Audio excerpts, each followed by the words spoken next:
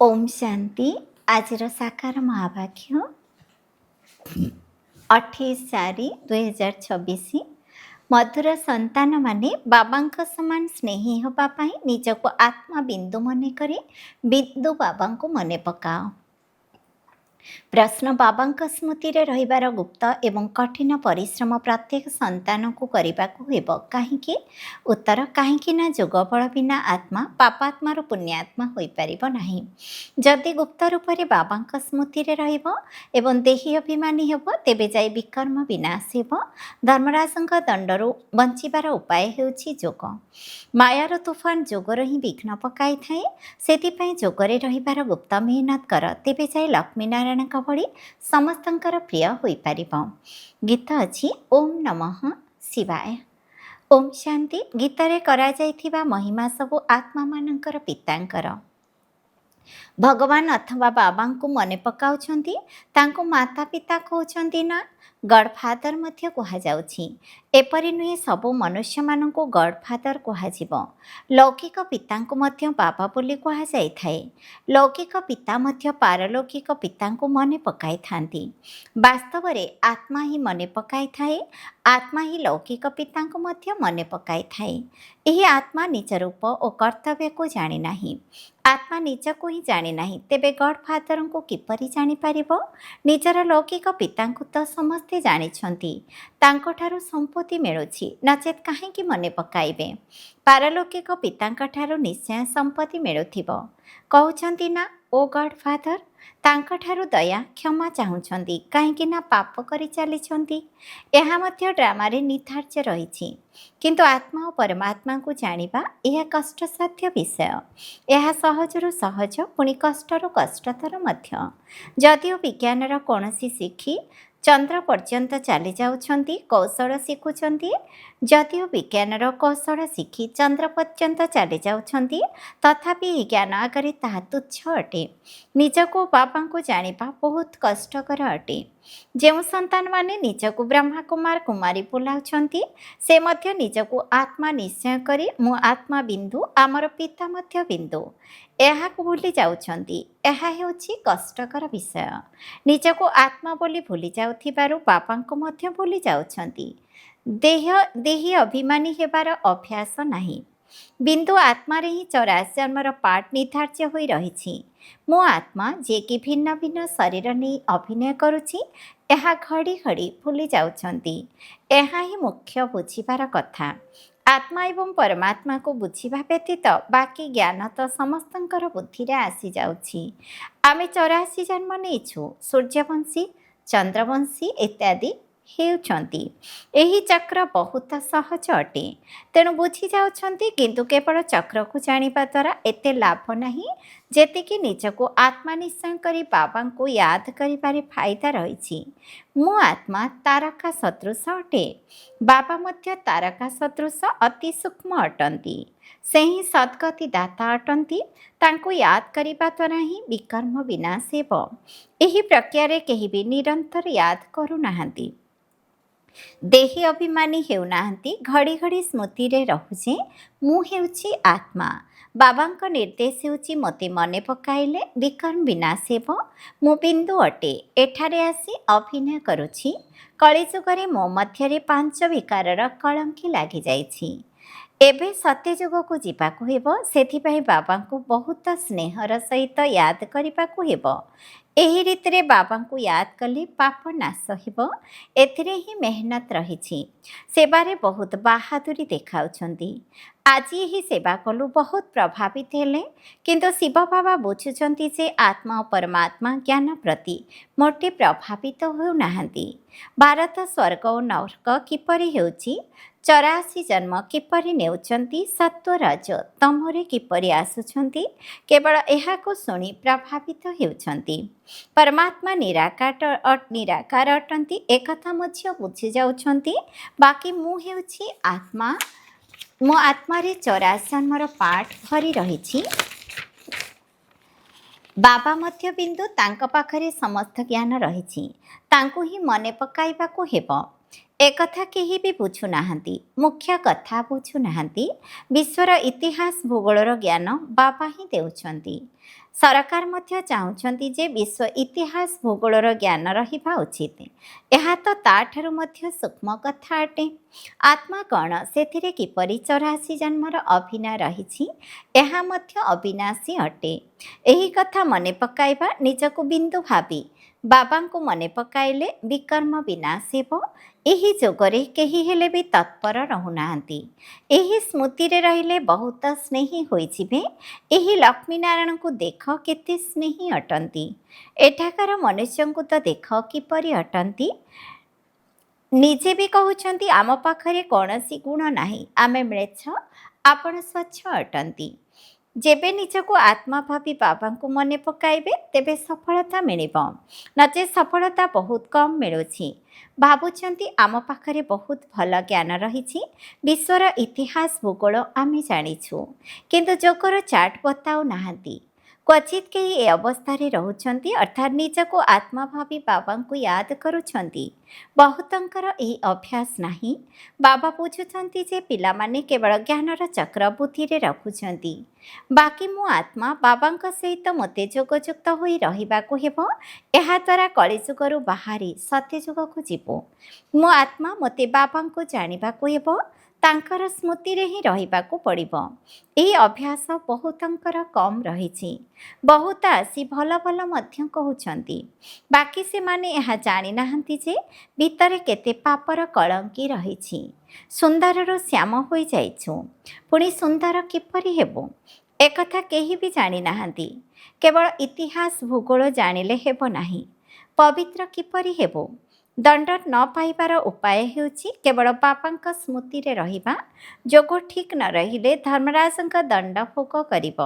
ଏହା ବହୁତ ବଡ଼ ବିଷୟ, ଯାହାକୁ କେହି ଧାରଣା କରିପାରୁନାହାନ୍ତି। ନିଜକୁ ମହାଜ୍ଞାନୀ ଭାବି ବସିଯାଇଛନ୍ତି, ଏଥିରେ କୌଣସି ସନ୍ଦେହ ନାହିଁ। ମୂଳ କଥା ହେଉଛି ଯୋଗ। ଯୋଗରେ ବହୁତ ଦୁର୍ବଳ ରହିଛନ୍ତି। ସେଥିପାଇଁ ବାବା କହୁଛନ୍ତି, ଖବରଦାର ରୁହ, କେବଳ ପଣ୍ଡିତ ହୁଅ ନାହିଁ। ମୁଁ ଆତ୍ମା, ମୋତେ ବାବାଙ୍କୁ ୟାଦ କରିବାକୁ ହେବ। ବାବା ନିର୍ଦ୍ଦେଶ ଦେଇଛନ୍ତି ମନ୍ମନା ଭବ। ଏହା ମହାମନ୍ତ୍ର ଅଟେ। ନିଜକୁ ତାରକା ସଦୃଶ ଭାବି ବାବାଙ୍କୁ ମଧ୍ୟ ସେହିଭଳି ଭାବି ୟାଦ କର।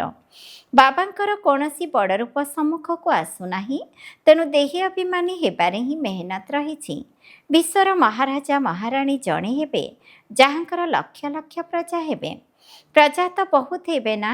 ଇତିହାସ ଭୂଗୋଳକୁ ଜାଣିବା ତ ସହଜ, କିନ୍ତୁ ଯେବେ ନିଜକୁ ଆତ୍ମା ଭାବି ବାବାଙ୍କୁ ୟାଦ କରିବ ତେବେ ପବିତ୍ର ହୋଇପାରିବ। ଏହି ଅଭ୍ୟାସ ବହୁତ କଷ୍ଟସାଧ୍ୟ ଅଟେ। ଯୋଗଯୁକ୍ତ ହେବା ସମୟରେ ବହୁତ ତୋଫାନ ବିଘ୍ନ ପକାଇବ। କେହି ଅଧଘଣ୍ଟା ମଧ୍ୟ ଏକରସ ହୋଇ ବସିବା ବହୁତ ମୁସ୍କିଲ ହୋଇଯାଉଛି। ଘଡ଼ି ଘଡ଼ି ଭୁଲି ଯାଇଥାନ୍ତି। ଏଥିରେ ହିଁ ବାସ୍ତବିକ ସଚ୍ଚା ସଚ୍ଚା ଗୁପ୍ତ ମେହନତ ରହିଛି। ଚକ୍ରର ରହସ୍ୟ ଜାଣିବା ସହଜ, ବାକି ଦେହୀ ଅଭିମାନୀ ହୋଇ ବାବାଙ୍କୁ ମନେ ପକାଇବା, ଏହାକୁ ମୁସ୍କିଲରେ କେହି ବୁଝୁଛନ୍ତି ଓ ସେହି ଅନୁସାରେ ଅଭିନୟ କରୁଛନ୍ତି। ବାବାଙ୍କୁ ମନେ ପକାଇବା ଦ୍ୱାରା ହିଁ ତୁମେ ପବିତ୍ର ହେବ, ନିରୋଗୀ ଶରୀର, ଆୟୁଷ ଲମ୍ବା ହେବ। କେବଳ ବିଶ୍ୱର ଇତିହାସ ଭୂଗୋଳ ବୁଝାଇବା ଦ୍ୱାରା ମାଳାର ଦାନା ହୋଇପାରିବ ନାହିଁ। ୟାଦ ଦ୍ୱାରା ମାଳାର ଦାନା ହୋଇପାରିବ। ଏହି ମେହନତ କାହା ଦ୍ୱାରା ହେଉନାହିଁ। ନିଜେ ହିଁ ବୁଝୁଛନ୍ତି ଯେ ଆମେ ୟାଦରେ ରହୁନାହୁଁ। ଭଲ ଭଲ ମହାରଥୀମାନେ ମଧ୍ୟ ଯୋଗରେ ଢିଲା ଅଛନ୍ତି। ମୁଖ୍ୟ କଥା ବୁଝାଇବା ହିଁ ଆସୁନାହିଁ। ଏହା କଥା ମୁସ୍କିଲ ମଧ୍ୟ ଅଟେ। ଏମାନେ କଳ୍ପର ଆୟୁଷକୁ ଲମ୍ବା କରିଦେଇଛନ୍ତି। ତୁମେ 5000 ବର୍ଷ ବୋଲି ସିଦ୍ଧ କରୁଛ, କିନ୍ତୁ ଆତ୍ମା ପରମାତ୍ମା ରହସ୍ୟ କିଛି ହେଲେ ବି ଜାଣିନାହାନ୍ତି। ୟାଦ କରୁନଥିବାରୁ ଅବସ୍ଥା ହଲଚଲ ହେଉଛି। ବହୁତ ଦେହ ଅଭିମାନ ରହିଛି। ଦେହୀ ଅଭିମାନୀ ହେଲେ ହିଁ ମାଳାର ଦାନା ହୋଇପାରିବ। ଏପରି ନୁହେଁ ଯେ ବିଶ୍ୱର ଇତିହାସ ଭୂଗୋଳ ବୁଝାଉଛୁ, ସେଥିପାଇଁ ଆମେ ମାଳାରେ ବାବାଙ୍କ ନିକଟରେ ଆସିଯିବୁ। ନା, ଏତେ ଛୋଟ ଆତ୍ମାରେ 84 ଜନ୍ମର ପାଠ ଭରି ହୋଇ ରହିଛି। ଏହି କଥାକୁ ପ୍ରଥମେ ପ୍ରଥମେ ବୁଦ୍ଧିରେ ଆଣି ପୁଣି ଚକ୍ରକୁ ମନେ ପକାଇବାକୁ ହେବ। ମୂଳ କଥା ହେଉଛି ଯୋଗର। ଯୋଗୀ ଅବସ୍ଥା ଆବଶ୍ୟକ। ପାପ ଆତ୍ମାରୁ ପୁଣ୍ୟ ଆତ୍ମା ହେବାକୁ ପଡ଼ିବ। ଯୋଗ ଦ୍ୱାରା ଆତ୍ମା ପବିତ୍ର ହେବ। ଯୋଗ ବଳଯୁକ୍ତ ଆତ୍ମା ହିଁ ଧର୍ମରାଜଙ୍କ ଦଣ୍ଡରୁ ବର୍ତ୍ତିଯିବେ। ଏହି ପରିଶ୍ରମ କ୍ୱଚିତ କାହା ଦ୍ୱାରା ହେଉଛି? ମାୟାର ତୋଫାନ ମଧ୍ୟ ବହୁତ ଆସିବ। ଏହା ବହୁତ କଠୋର ଗୁପ୍ତ ମେହନତ ଅଟେ। ଲକ୍ଷ୍ମୀନାରାୟଣ ହେବା ମାଉସୀ ଘର କଥା ନୁହେଁ। ଏହି ଅଭ୍ୟାସ ହୋଇଗଲେ ଚାଲିବା ବୁଲିବା ସମୟରେ ମଧ୍ୟ ବାବାଙ୍କ ସ୍ମୃତି ଆସୁଥିବ। ଏହାକୁ ହିଁ ଯୋଗ କୁହାଯାଉଛି। ବାକି ଏହି ଜ୍ଞାନ ତ ଛୋଟ ଛୋଟ ପିଲାମାନେ ମଧ୍ୟ ବୁଝିଯିବେ। ଚିତ୍ରରେ ସବୁ ଯୁଗ ଆଦିର ବର୍ଣ୍ଣନା ରହିଛି। ଏହା ତ ସାଧାରଣ କଥା। କୌଣସି କାର୍ଯ୍ୟ ଆରମ୍ଭ କଲେ ସ୍ୱସ୍ତିକ ଚିହ୍ନ କରିଥାନ୍ତି। ଏହା ସତ୍ୟଯୁଗ ତ୍ରେତାର ଚିହ୍ନ। ବାକି ଉପରେ ଛୋଟ ସଙ୍ଗମ ଯୁଗ ରହିଛି। ତେଣୁ ପ୍ରଥମେ ନିଜକୁ ଆତ୍ମା ଭାବି ବାବାଙ୍କୁ ମନେ ପକାଇ ଚାଲିଲେ ହିଁ ସେ ଶାନ୍ତିର ତରଙ୍ଗ ଖେଳାଇ ପାରିବ। ଯୋଗ ଦ୍ୱାରା ବିକର୍ମ ବିନାଶ ହେବ। ସାରା ଦୁନିଆ ଏହି ଆତ୍ମା ପରମାତ୍ମାଙ୍କ ବିଷୟକୁ ଭୁଲି ଯାଇଛି।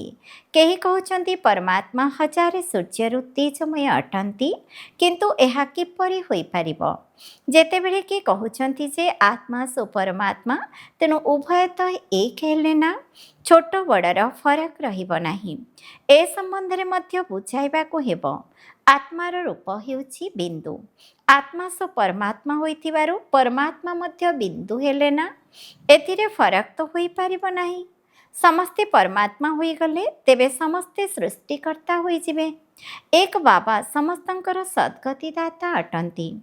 ବାକି ତ ପ୍ରତ୍ୟେକଙ୍କୁ ନିଜ ନିଜର ଅଭିନୟ ମିଳିଛି। ଏହାକୁ ବୁଦ୍ଧିରେ ରଖିବାକୁ ହେବ। ଏବେ ବୁଝିବାର କଥା। ବାବା କହୁଛନ୍ତି ମୋତେ ମନେ ପକାଅ, ତେବେ ପାପ କଟିଯିବ। ଏଥିରେ ହିଁ ମେହନତ ରହିଛି। ପ୍ରଥମତଃ ଅଧାକଳ୍ପ ଦେହ ଅଭିମାନୀ ହୋଇ ରହିଛ। ସତ୍ୟଯୁଗରେ ଦେହୀ ଅଭିମାନୀ ହୋଇ ରହିଲେ ମଧ୍ୟ ବାବାଙ୍କୁ ଜାଣିବେ ନାହିଁ, ଜ୍ଞାନକୁ ଜାଣିବେ ନାହିଁ। ବର୍ତ୍ତମାନ ତୁମକୁ ମିଳୁଥିବା ଜ୍ଞାନ ଗୁପ୍ତ ହୋଇଯିବ। ସେଠାରେ କେବଳ ଏତିକି ଜାଣିବେ କି ମୁଁ ଆତ୍ମା ଗୋଟିଏ ଶରୀର ଛାଡ଼ି ଆଉ ଗୋଟିଏ ଶରୀର ନେଉଛି, ଅଭିନୟ କରୁଛି। ଏଥିରେ ଚିନ୍ତା କରିବାର କ'ଣ ଅଛି? ପ୍ରତ୍ୟେକଙ୍କୁ ନିଜ ନିଜର ଅଭିନୟ କରିବାକୁ ହେବ। କାନ୍ଦିବା ଦ୍ୱାରା କ'ଣ ହେବ? ଏକଥା ବୁଝାଯାଉଛି। ଯଦି କିଛି ବି ବୁଝିଯିବେ ତେବେ ଶାନ୍ତି ଆସିଯିବ। ନିଜେ ବୁଝିଲେ ଅନ୍ୟକୁ ମଧ୍ୟ ବୁଝାଇବେ। ବୟସ୍କ ଲୋକମାନେ ବୁଝାଇଥାନ୍ତି ଯେ କାନ୍ଦିବା ଦ୍ୱାରା କୌଣସି ଫେରି ଆସିବେ। ଶରୀର ଛାଡ଼ି ଆତ୍ମା ଚାଲିଗଲା, ଏଥିରେ କାନ୍ଦିବାର କ'ଣ ଅଛି? ଅଜ୍ଞାନ କାଳରେ ମଧ୍ୟ ଏହିପରି ବୁଝିଥାନ୍ତି, କିନ୍ତୁ ସେମାନେ ଏହା ଜାଣିନାହାନ୍ତି ଯେ ଆତ୍ମା ଓ ପରମାତ୍ମା କି ପ୍ରକାରର ଜିନିଷ ଅଟେ। ଆତ୍ମାରେ ହିଁ ଖାଦ ପଡ଼ିଛି। ସେମାନେ ଭାବୁଛନ୍ତି ଆତ୍ମା ନିର୍ଲେପ ଅଟେ। ତେବେ ଏହା ବହୁତ ସୂକ୍ଷ୍ମ କଥା। ବାବା ଜାଣିଛନ୍ତି ବହୁ ସନ୍ତାନ ବାବାଙ୍କୁ ମନେ ପକାଉନାହାନ୍ତି। କେବଳ ବୁଝାଇଲେ କ'ଣ ହେବ? ବହୁତ ପ୍ରଭାବିତ ହେଲେ, କିନ୍ତୁ ଏହାଦ୍ୱାରା ତାଙ୍କର କ'ଣ କଲ୍ୟାଣ ହେଲା? ଆତ୍ମା ପରମାତ୍ମାର ପରିଚୟ ମିଳିଲେ ବୁଝିବେ ବାସ୍ତବରେ ଆମେ ତାଙ୍କର ସନ୍ତାନ। ବାବା ହିଁ ପତିତ ପାବନ ଅଟନ୍ତି। ଆମକୁ ଆସି ଦୁଃଖରୁ ମୁକ୍ତ କରୁଛନ୍ତି। ସେ ମଧ୍ୟ ବିନ୍ଦୁ ଅଟନ୍ତି। ତେଣୁ ବାବାଙ୍କୁ ନିରନ୍ତର ୟାଦ କରିବାକୁ ହେବ। ବାକି ଇତିହାସ ଭୂଗୋଳ ଜାଣିବା କିଛି ବଡ଼ କଥା ନୁହେଁ। ଯଦିଓ ବୁଝିବା ପାଇଁ ଆସୁଛନ୍ତି, କିନ୍ତୁ ଏହି ଅବସ୍ଥାରେ ତତ୍ପର ରୁହନ୍ତି ଯେ ମୁଁ ଆତ୍ମା ଅଟେ। ଏହିଥିରେ ହିଁ ମେହନତ ରହିଛି। ଆତ୍ମା ପରମାତ୍ମାର କଥା ତ ତୁମକୁ ବାବା ହିଁ ଆସି ବୁଝାଉଛନ୍ତି। ସୃଷ୍ଟିର ଚକ୍ର ତ ସହଜ ଅଟେ। ଯେତେ ସମ୍ଭବ ଉଠିବା ବସିବା ସମୟରେ ଦେହୀ ଅଭିମାନୀ ହେବାର ମେହନତ କରିବାକୁ ହେବ। ଦେହୀ ଅଭିମାନୀ ବହୁତ ଶାନ୍ତ ରହିଥାନ୍ତି। ବୁଝନ୍ତି ଯେ ମୋତେ ନୀରବରେ ରହିବାକୁ ହେବ। ନିରାକାରୀ ଦୁନିଆକୁ ଯାଇ ବିରାଜମାନ ହେବାକୁ ପଡ଼ିବ। ମୋର ଅଭିନୟ ଏବେ ପୂରା ହେଲା। ବାବାଙ୍କ ରୂପ ଛୋଟ ବିନ୍ଦୁ ବୋଲି ବୁଝିବେ। ବାବା କୌଣସି ବଡ଼ ଲିଙ୍ଗ ନୁହନ୍ତି। ବାବା ବହୁତ ଛୋଟ ଅଟନ୍ତି। ସେ ହିଁ ଜ୍ଞାନର ସାଗର, ସମସ୍ତଙ୍କର ସଦ୍ଗତିଦାତା ଅଟନ୍ତି। ମୁଁ ଆତ୍ମା ମଧ୍ୟ ନଲେଜଫୁଲ୍ ହେଉଛି। ଏପରି ଚିନ୍ତନ ଚାଲିଲେ ତେବେ ଯାଇ ଉଚ୍ଚପଦ ପାଇପାରିବ। ସାରା ଦୁନିଆରେ କେହି ଆତ୍ମା ଏବଂ ପରମାତ୍ମାଙ୍କୁ ଜାଣିନାହାନ୍ତି। ତୁମେ ବ୍ରାହ୍ମଣମାନେ ଏବେ ଜାଣୁଛ, ସନ୍ନ୍ୟାସୀ ମଧ୍ୟ ଜାଣିନାହାନ୍ତି। ସେମାନେ ଆସି ବୁଝିବେ ବି ନାହିଁ। ସେମାନେ ତ ସମସ୍ତେ ନିଜ ନିଜର ଧର୍ମରେ ଆସିବେ। ହିସାବ କିତାବ ଯୁକ୍ତ କରି ଚାଲିଯିବେ। ତୁମକୁ ହିଁ ଏହି ମେହନତ କରିବା ଦ୍ୱାରା ବାବାଙ୍କ ଠାରୁ ସମ୍ପତ୍ତି ମିଳିବ। ଏବେ ପୁଣି ଦେହୀ ଅଭିମାନୀ ହେବାକୁ ପଡ଼ିବ। ଆତ୍ମାରେ ତ ମନ ରହିଛି ନା? आत्मा को ही बाबा सहित मन लगाइबाकु हेब। शरीर रे मन नहीं। शरीर रे सबु स्थूल कर्मेन्द्रिय रही। मन को बाबा सह लगाइबा यह आत्मार काम अटे। निजकु आत्मा भावी पुणी परमात्मा बाबा सहित हृदय लगाइबाकु हेब। आत्मा बहुत सूक्ष्म अटे। केते छोट सूक्ष्म आत्मा पुणी केते अभिनय करुछि। ଏହା ହେଲା କୁଦରତ या ପ୍ରକୃତି। ଏତେ ଛୋଟ ଆତ୍ମାରେ କେତେ ଅବିନାଶୀ ପାର୍ଟ ଭରି ହୋଇ ରହିଛି, ତାହା କେବେ ଲିଭିବ ନାହିଁ। ବହୁତ ସୂକ୍ଷ୍ମ ଅଟେ। ତୁମେ ଚେଷ୍ଟା କଲେ ମଧ୍ୟ ବଡ଼ ଜିନିଷ ମନେ ପଡ଼ିବ। ମୁଁ ଆତ୍ମା ଛୋଟ ତାରକା ସଦୃଶ ଅଟେ। ବାବା ମଧ୍ୟ ଛୋଟ ଅଟନ୍ତି। ତୁମକୁ ପ୍ରଥମେ ଏହି ମେହନତ କରିବାକୁ ହେବ। ଏତେ ଛୋଟ ଆତ୍ମା ହିଁ ବର୍ତ୍ତମାନ ପତିତ ହୋଇଯାଇଛି। ଆତ୍ମାକୁ ପବିତ୍ର କରିବା ପାଇଁ ଏହା ହେଉଛି ପ୍ରଥମ ଉପାୟ। ପାଠ ପଢ଼ିବାକୁ ହେବ, ବାକି ଖେଳକୁଦ କରିବା ତ ଅଲଗା କଥା। ଖେଳିବା ମଧ୍ୟ ଏକ କଳା। ପାଠପଢ଼ା ଦ୍ୱାରା ପଦ ମିଳିଥାଏ, ଖେଳକୁଦ କରିବା ଦ୍ୱାରା ପଦ ମିଳେ ନାହିଁ। ଖେଳ ଆଦିର ବିଭାଗ ଅଲଗା ହୋଇଥାଏ, ତା ସହିତ ଜ୍ଞାନ ଅଥବା ଯୋଗର ସମ୍ପର୍କ ନାହିଁ। ଏହି ଭାଗ ଆଦି ଲଗାଇବା ମଧ୍ୟ, ଏହି ଭୋଗ ଆଦି ଲଗାଇବା ମଧ୍ୟ ଖେଳ ଅଟେ। ମୁଖ୍ୟ କଥା ହେଉଛି ବାବାଙ୍କୁ ମନେ ପକାଇବା। ଆଚ୍ଛା, ମିଠା ମିଠା ଶିକେଲଧେ ସନ୍ତାନମାନଙ୍କ ପ୍ରତି ମାତା ପିତା ବାପଦାଦାଙ୍କର ମଧୁର ସ୍ନେହ ସମ୍ପନ୍ନ ଶୁଭେଚ୍ଛା ଏବଂ ସୁପ୍ରଭାତ। ଆତ୍ମିକ ପିତାଙ୍କର ଆତ୍ମିକ ସନ୍ତାନମାନଙ୍କୁ ନମସ୍ତେ। ଆମ ଆତ୍ମିକ ସନ୍ତାନମାନଙ୍କର ମଧ୍ୟ ଆତ୍ମିକ ପିତାଙ୍କୁ ନମସ୍ତେ। ନମସ୍ତେ ବାବା, ନମସ୍ତେ। ଧାରଣା ପାଇଁ ମୁଖ୍ୟ ସାରାଂଶ 1 ନମ୍ବର, ଧର୍ମରାଜଙ୍କ ଦଣ୍ଡରୁ ରକ୍ଷା ପାଇବା ପାଇଁ ଯୋଗରେ ରହିବାକୁ ଗୁପ୍ତ ମେହନତ କରିବାକୁ ହେବ। ପାବନ ହେବାର ଉପାୟ ହେଲା ନିଜକୁ ଆତ୍ମା ବିନ୍ଦୁ ଭାବି ବିନ୍ଦୁ ବାବାଙ୍କୁ ମନେ ପକାଇବା। 2 ନମ୍ବର, ଜ୍ଞାନରେ ନିଜେ ନିଜକୁ ମିଆଁ ମିଠୁ ଅର୍ଥାତ୍ ମହାଜ୍ଞାନୀ ଭାବିବା ଉଚିତ ନୁହେଁ। ନିଜର ଅବସ୍ଥାକୁ ଏକରସ କରିବାର ଅଭ୍ୟାସ କରିବାକୁ ହେବ। ବାବାଙ୍କର ନିର୍ଦ୍ଦେଶ ଗୁଡ଼ିକୁ ପାଳନ କରିବାକୁ ହେବ। ବରଦାନ, ପ୍ରତ୍ୟେକ କର୍ମ କରୁଥିଲେ ମଧ୍ୟ କମଳ ଆସନ ଉପରେ ବିରାଜମାନ କରୁଥିବା ସହଜ ବା ନିରନ୍ତର ଯୋଗୀ ହୁଅ। ନିରନ୍ତର ଯୋଗଯୁକ୍ତ ସ୍ଥିତିରେ ରହିବା ପାଇଁ କମଳ ପୁଷ୍ପର ଆସନ ଉପରେ ସର୍ବଦା ବିରାଜମାନ ରୁହ। କିନ୍ତୁ କମଳ ଆସନ ଉପରେ ସେହି ଆତ୍ମା ସ୍ଥିତ ରହିପାରିବ ଯେ ଲାଇଟ୍ ଅର୍ଥାତ୍ ହାଲୁକା ହୋଇଥିବ। କୌଣସି ପ୍ରକାରର ବୋଝ ବା ବନ୍ଧନ ନଥିବ। ମନର ସଂକଳ୍ପର ବୋଝ, ସଂସ୍କାର ଗୁଡ଼ିକର ବୋଝ, ଦୁନିଆର ବିନାଶୀ ଜିନିଷ ଗୁଡ଼ିକର ଆକର୍ଷଣର ବୋଝ, ଲୌକିକ ସମ୍ବନ୍ଧୀମାନଙ୍କର ସ୍ନେହ ମମତାର ବୋଝ। ଯେତେବେଳେ ଏହିସବୁ ବୋଝ ଗୁଡ଼ିକ ସମାପ୍ତ ହୋଇଯିବ, ସେତେବେଳେ ହିଁ କମଳ ଆସନ ଉପରେ ବିରାଜମାନ ନିରନ୍ତର ଯୋଗୀ ହୋଇପାରିବ। ସ୍ଲୋଗାନ, ଯଦି ସହନଶୀଳତାର ଗୁଣକୁ ଧାରଣ କରିନେବା, ତେବେ ଅସତ୍ୟତାର ସାହାରା ନେବାକୁ ପଡ଼ିବ ନାହିଁ। ଅବ୍ୟକ୍ତ ଇଶାରା, ମହାନ ହେବା ପାଇଁ ମଧୁରତା ଏବଂ ନମ୍ରତାର ଗୁଣକୁ ଧାରଣ କର। କାହାର ସଂସ୍କାର ଯଦି ସରଳ ବା ମଧୁର ହୋଇଥାଏ, ତେବେ ସେହି ସଂସ୍କାର ତାର ସ୍ୱରୂପରେ ଦେଖାଯାଇଥାଏ। ସେହିପରି ତୁମମାନଙ୍କର ସଂସ୍କାର ଯେତେବେଳେ ବାପଦାଦାଙ୍କ ସମାନ ହୋଇଯିବ, ସେତେବେଳେ ବାପଦାଦାଙ୍କର ସ୍ୱରୂପ ସମସ୍ତଙ୍କୁ ଦେଖାଯିବ। ବାପଦାଦା ଯେପରି ଅଟନ୍ତି, ଅବିକଳ ସେହିପରି ଗୁଣ, ସେହିପରି କର୍ତ୍ତବ୍ୟ, ସେହିପରି ବାଣୀ ଏବଂ ସେହିପରି ସଂକଳ୍ପର ଅନୁଭବ ହେବ। ସମସ୍ତଙ୍କ ମୁଖରୁ ବାହାରିବ, ଏ ତ ଅବିକଳ ତାଙ୍କ ଭଳି ଲାଗୁଛନ୍ତି। ଓମ୍ ଶାନ୍ତି।